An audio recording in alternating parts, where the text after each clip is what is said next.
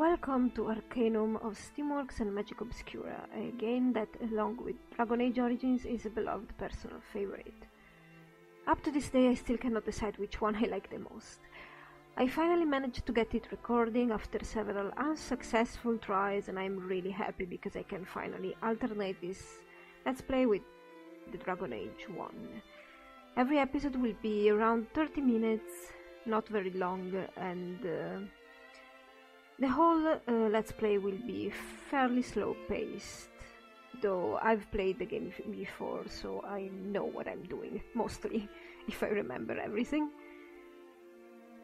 This game is not that renowned, but it has a dedicated following. It's been heavily overlooked, and, well, there are reasons for it to be so. Arcanum was quite buggy when it first came out, and it is an ambitious project that was maybe released too soon. I don't really know. It feels like this game had great potential, but is somewhat incomplete. A lot of the mechanics and the quests sometimes have not been fully or optimally developed, but with the years and the community, the patches and everything else, this game has been polished quite a bit and is now quite enjoyable. Arcanum's most interesting feature is for sure the dichotomy between magic and technology, which is also the underlying theme for the main quest/story. Combat is not the greatest, but I've seen worse. Magic is somewhat overpowered, but that's an issue that many games have. I personally thoroughly enjoy the atmosphere, the story, the setting, and the lore of this game. Some of the characters and the companions are very well fleshed out, with some personal quests and such, and some others not so much, making you feel a bit wanting. The world of Arcanum is not open, but it's quite vast. There are many quests you can do or not. Some will depend on your aptitude, your skills, your class, and sometimes even your race.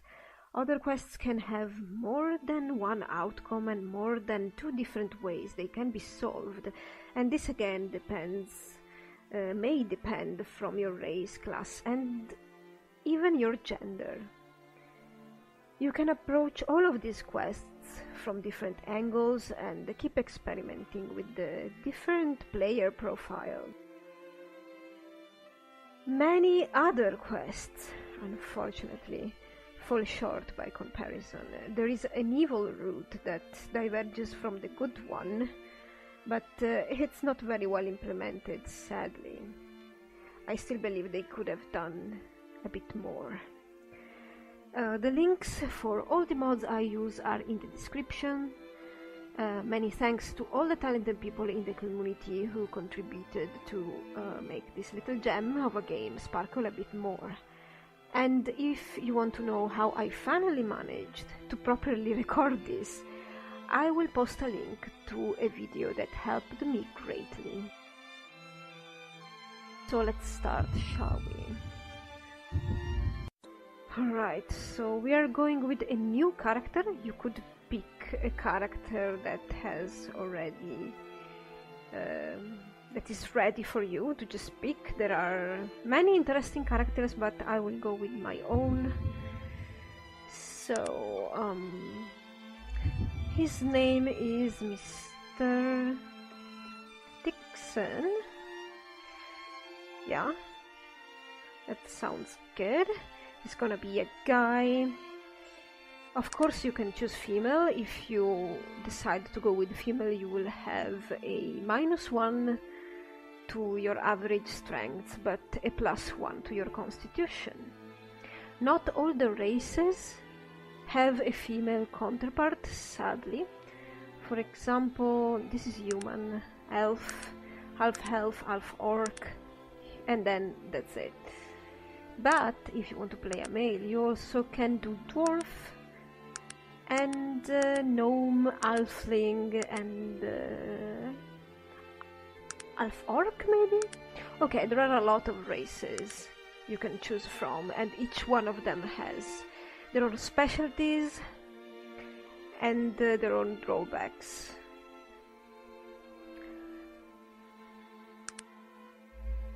There we go. You can also choose your own background. You can go with your average background, which is this one, but you can also go for one of the very, very many backgrounds that are given to you. There is one that I always find very fun to play with, which is, I think, Asylum Escapee. It's probably the best one to go with after you've beaten the game once already, so you know how to play more or less. Okay, so in this game the halflings are their standard selves. They can be very quiet when they want to be, so good thieves. They are rustic folk who tend not to dabble in either magic or technology, although nothing inherent prevents them from doing so. They are regarded as lazy by the other races, but despite this reputation they are generally well liked. Some races are more liked than others, but you will see this through the game. The game does a very good job of exposition. A very good job with the exposition and also exposing the lore itself. So we have our stats here: strength, intelligence, willpower, constitution, dexterity, PE, is perception, charisma, and beauty. Beauty seems like such a strange stat to have, but believe me, you could have a character, say a lady, with very high beauty, very high charisma, and max persuasion, and you will be very successful without even entering combat with your character.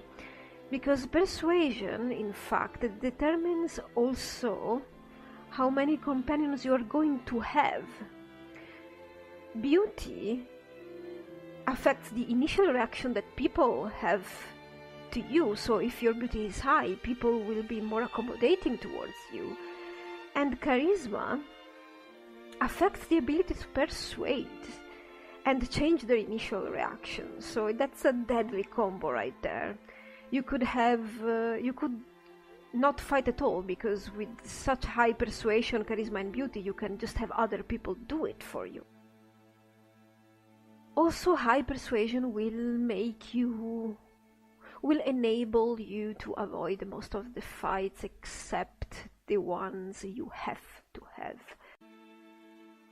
This is your alignment gauge. It varies with your decisions. You can keep in the middle, or you can go either way, evil or good. It's up to you. This scale measures your magical aptitude and your technological aptitude. We have 0. We are right in the middle right now because we haven't specialized in anything. If you want to specialize in magic, you have all of these schools. The spells are not many, but they are good and essential. If you want to specialize in tech, you've got all of these other disciplines you can choose from. You can keep the balance right in the middle. I've tried. You can do it. But you will not excel in either then. It is better if you excel in either magic or technology, so you can reap the benefits. But you can also, stay in the middle if you want to make an experiment and have a very, very balanced character. Technology and magic can be mutually exclusive. If you are a tech user and you have a mage in your party and this mage heals you, the more you get specialized in technology, the less the spells of your companion will be effective on you. this is a very important detail that I like about this game. You are going to either keep in the middle of these two things or specialize and pay the consequences. I think I'll be going with a fairly simple character for now. I choose an Halfling because I do want to try and use stealth and probably backstabbing. Maybe later in the game I will branch out. I was thinking about explosives or summoning. Summoning is quite good, especially if you are an Halfling and you're not combat driven. You can summon a creature that will fight for you and then just flee or backstab your other opponents. And the explosives is fun, lots of friendly fire though, but it's the only touch discipline I see him having. I could go with herbology, that would probably make more sense, or even therapeutics. We'll see. I'm not thinking about specializing in him now. Maybe he will not specialize ever. We will always remain a neutral character. So Halflings already have some dodge and some prowling. Here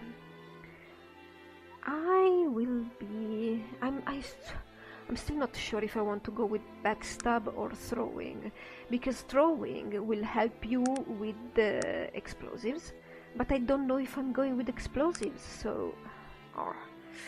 well.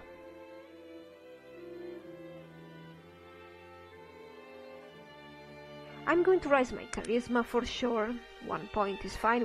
You have 5 points to attribute at the beginning. I'm going to give him 2 points of persuasion, because persuasion is very important, and this guy here, he will be very persuasive. Gambling, haggling, healing. Not really going for that. Yeah, pick locks. Pick locks gives you some touch aptitude. So maybe we are leaning towards that after all.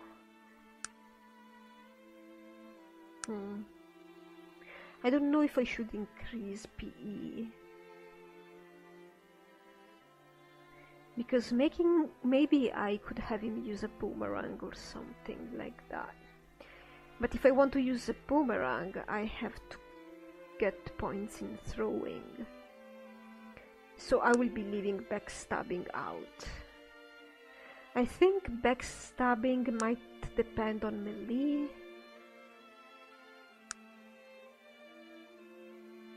Wow, this is a bit tough. I do want to keep ranged though. So maybe I should go with this. You know what? Let's try. It's my first time playing such a character, so hey, let's roll. I don't think there's anything else interesting to say in here. Yeah, this game is more interesting if you play with these disciplines instead of just a plain character, but we'll see what happens. Now you can purchase whatever you want from this little shop. We already have our lockpicks because we put a point in lockpicking. I have to buy this boomerang because I put some points in throwing. These are healing potions, and these are healing salves. They have different icons and everything. These are better for touch users, and these are better for mages, magical users. You can, of course, drink as a tachi, you can drink a potion for a mage. It will just have less effect on you, and same goes for the mages. They can eat salves and recover some health, but not as much as they would by drinking one of their own potions. Now let's go.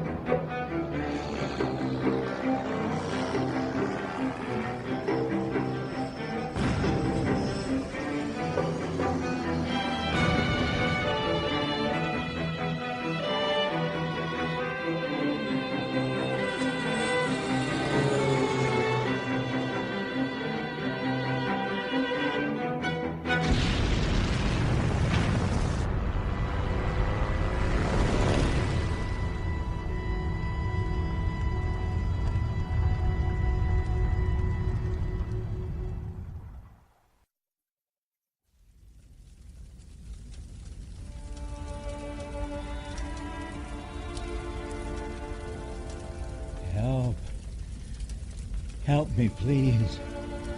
Oh, thank you, my friend. I haven't got much time. You must find the boy.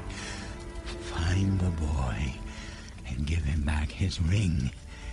He will know what needs to be done.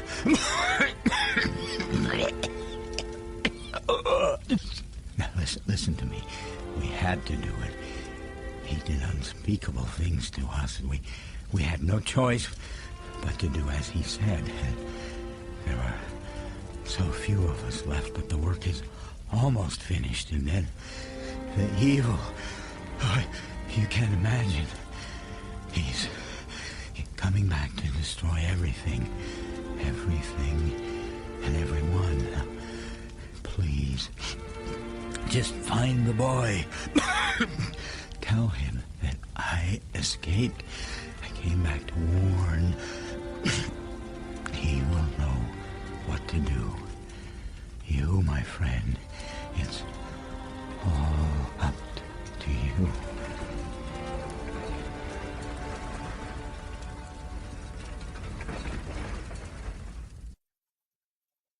I can't believe it. I mean, you and then the Zeppelin and the fire. And the altar says that... Do you have any idea what all of this means? By the gods, man, I almost died here. Didn't you see the crash? You speak! I mean, of course you speak. What am I, a blathering idiot? Wait, what did you say? Maybe I should be writing all of this down. What the bloody hell are you talking about? Out with it, man. I am at a loss here. I don't quite know what to do. I mean, you are the... Oh, of course you are. I mean, you do know who you are, right? Of course you do. What sort of brainless, half-baked question is that for what do you call yourself? Am I being unclear? Your babbling is incomprehensible. Please, forgive me. I'm making a bloody mess of this whole affair. My name is Virgil, sir, and I'm new to the Panari religion. Your religion, and I... Oh, wait! I, hereby dedicate... commit my life to the living one. I, Virgil, am at your service, sir. I don't mean to be rude, but I'm just not who you think I am. Yes, of course you're not really him, just his reincarnation. I mean, that is the case, right? I have to admit, I'm no expert in elven philosophy or prophecy. Bloody confusing, you know. All those these, thous. Not that it's not interesting. Virgil? Yes, right. Just give me a moment here. You see, the Panari, that's the religion that was formed around the things that he said. I mean, that you said. Oh, forget it. Let's start at the beginning. Or this beginning, since there is a lot more that came before this. You are the reincarnation of a powerful elf, who the Panari worship, and whose name is, Yes? Right. Yes, the name. Wait. I remember something. It is written in the scriptures. The living one will live again on wings of fire. No, wait. I think it says, reborn on wings of fire. Oh, blood and ashes. Why do elves always have to be so damn cryptic? Do the scriptures speak of a dying gnome and the ring? I don't know about the ring, but this business about the evil one returning. As I've said, I don't know a whole lot about the Panari prophecies, but I think you were supposed to return and fight someone evil. Bloody hell, I should know more of this. So I'm meant to be some great religious figure. That's ludicrous. Look, I understand this whole thing sounds ridiculous, especially with you being a halfling, but let me just accompany you down the mountain to Shrouded Hills. I can introduce you to my mentor, Elder Joachim. He can explain this all better than I can. I'm rather new to this whole Panari thing myself. My being a halfling? What's wrong with being a halfling? Nothing. It's just that the living one is the reincarnation of a powerful elf wizard. I can't, remember his name, but I think it's carved down on that altar. I'd have thought you'd have been an elf, or perhaps a half-elf. Well, that proves it then. I'm not this living one you're seeking. As far as I can remember, the scriptures make reference to there being something unusual or unexpected about you when you return. Fine, whatever you want to believe. I'm living. Look, obviously we're both involved in this whether we like it or not. Please, you must trust me. I know all of this sounds ludicrous, but if you'll just speak with the Elder Joachim, I don't want to fail him. Well, we have to move from here, so... Alright, I will play along for now. Let's go then. The path out of here leading down to Shrouded Hills is down to the southeast. We'll stop by the Panari Shrine on the way out. See if it makes any of this any more clear. We should look for any other survivors before we leave, though. What do you think? Yeah, agreed. Alright, so here we are. So Virgil is a companion. He's right here. You can ask him some questions and trade with him, but you can't really use him in battle or command him in battle, sadly, but that's just how it is. He is very much tied to the main quest and the story, so you can ditch him, but it's better if you keep him. He's also one of the characters that has his own quest and is, well, you could say he is written better than many others. You're going to have lots of dialogues with him. Yeah, you should keep him. He's fine. What's this guy? Preston Radcliffe. A matchbook from the Roseboro Inn. And a passport for a man named Preston Radcliffe. Alright. This guy was a gnome. He gave us this ring, an old silver ring. The initials GB are set in relief upon its face, and the words P. Chaulier and Son. Chaulier. I don't know how to pronounce that, but Schulier and Sons are inscribed on the inside of the band. Cool, these are our lockpicks. We have our boomerang. Oh, we don't really have enough strength to handle it, but oh well. This is our quest log. Our journal. This describes just what happened right now. Here we have our quest. Accepted, discover the origins of the strange ring, the reputation, the blessings and curses, the kills and injuries, background. We have not chosen to have a particular background. Curing contents, okay, that's fine. This is our character, this is the map, and this is your inventory. All fine and dandy. So let's move around and see if we can find... Yeah, night is about to fall on us. Who is this? Victoria Warrington. She's very dead. And she has nothing for us. Lugard Bloodstone. Nothing. Large Spring. Some other junk that we will sell. We have some money and electrolyte solutions. Sellable. We have a wolf right there. Let's see if we can... Oh, he noticed us. Fine. Oh, come on.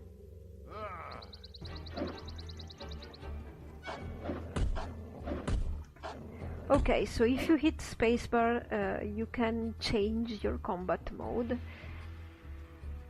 There are 3 different types of combat: the real-time one, the turn-based one, and the fast turn-based one. I either choose real-time or one of the other 2. Okay. You're not a very good thrower, Mr. Dixon. Or maybe yes.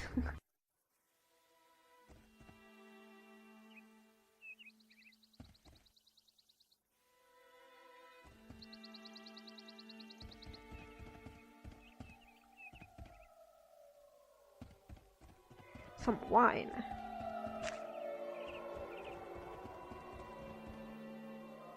Solomon Dune. Yeah, that's a badass name, isn't it?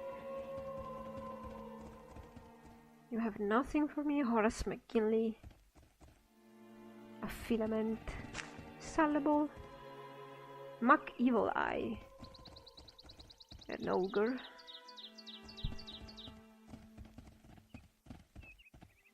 Oh, by the way, all the passengers that you saw in the cinematic inside the Zeppelin, they are all the characters that you can pick from, the pre-made characters. And here they are all dead. This is... who are you, friend? He has a camera that's broken. The thermometer. The camera might have some evidence about what happened to the Zeppelin. This guy is Isaac Zapruder. Okay.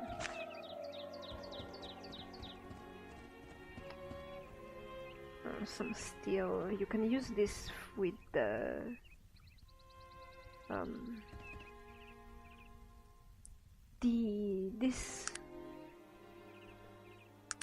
with the smithy, I think. Yes, steel and iron ore, pure ore, and then pure ore will give you plus a fine hilt, and guard will give you a balanced sword. Smithy is a little bit useless because you find lots of weapons just lying around, but I don't know, maybe if you play a tank.